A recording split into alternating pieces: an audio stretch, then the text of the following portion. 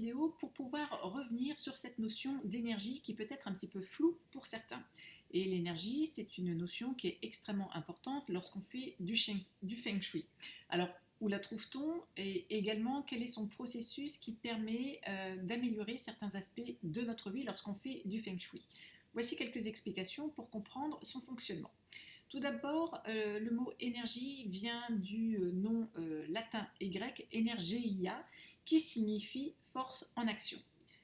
Elle est présente dans de nombreux domaines de vie et on l'utilise absolument quotidiennement, que ce soit pour allumer une ampoule, mais aussi pour couper du bois ou encore pour rester en bonne santé.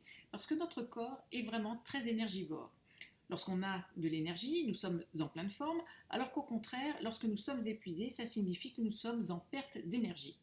Et l'énergie est également nécessaire pour créer la vie et également pour détruire. Alors, où trouve-t-on l'énergie ? L'énergie, nous la trouvons absolument partout. Comme l'a démontré Albert Einstein, tout ce qui existe dans l'univers est énergie.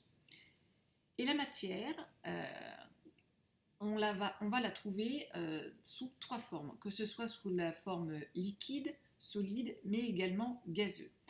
On va donc avoir de la matière dans les métaux, dans les tissus vivants, et donc notre organisme, dans l'air, dans l'eau, mais aussi les planètes, les astres, absolument partout. La matière est constituée d'un atome. Je vous ai préparé un petit croquis. Hop, voilà, le voici.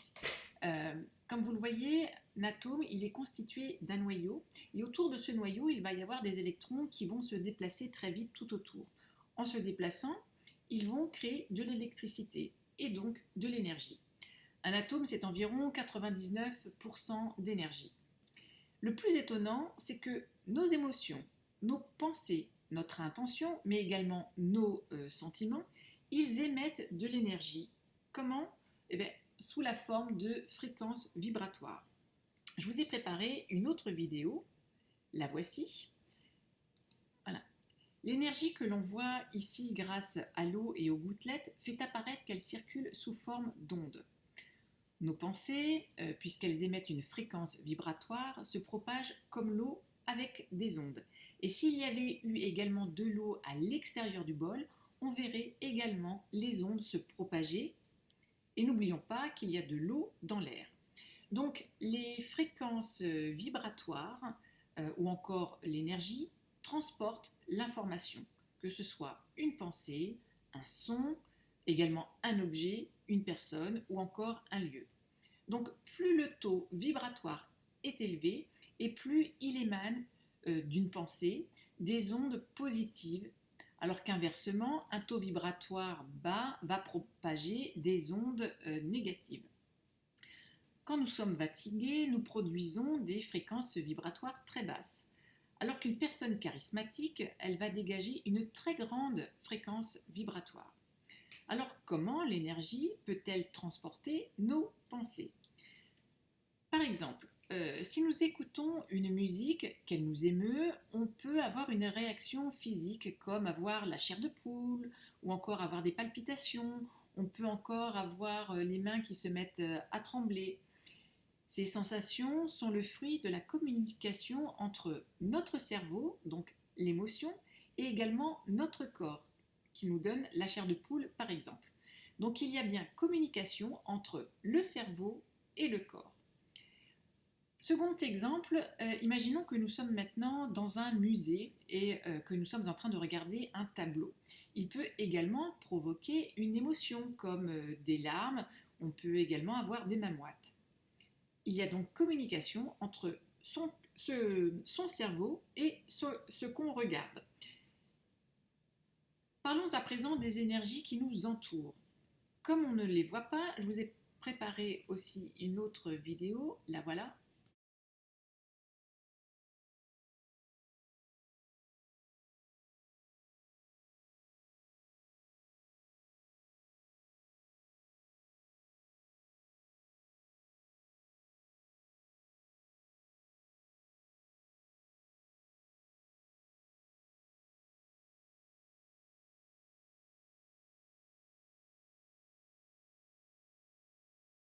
Voilà. Donc, si ce récipient représente votre habitat ou alors une pièce de chez vous, et que le cube transparent représente un meuble, vous voyez qu'en le changeant de place, vous modifiez l'air qui est autour.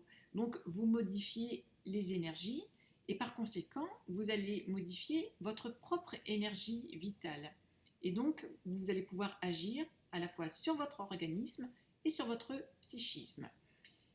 Il y a donc une communication entre notre environnement et nous. Et comme nous sommes entourés quotidiennement par des objets chez nous ou au travail, il est important de soigner son aménagement mais également sa décoration car ils vont nous transmettre leur énergie qui est plus ou moins négative ou plus ou moins positive. Et donc ils vont avoir un impact sur notre fréquence vibratoire et donc notre bien-être. Le feng shui, c'est ça, c'est l'interaction entre notre habitat, notre corps et également notre mental. Rappelez-vous cette communication entre le cerveau et notre organisme. C'est le travail que je fais tous les jours en voulant aidant des personnes pour pouvoir retrouver leur équilibre. J'harmonise leur intérieur. Ainsi, ils vont améliorer leur bien-être, mais également leur sommeil. Ils vont être moins stressés. On va pouvoir également favoriser leur réussite professionnelle ou alors consolider une relation.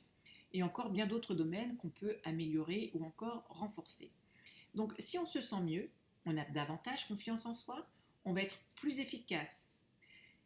Notre taux vibratoire est plus élevé, les autres le ressentent, et il va y avoir des changements ou des transformations qui vont survenir souvent assez rapidement parce que vous avez modifié les énergies sur différents plans. Donc, en prenant soin de votre intérieur, vous prenez soin de vous. Voilà le message que je voulais vous transmettre aujourd'hui. Je vous dis à très bientôt. Au revoir.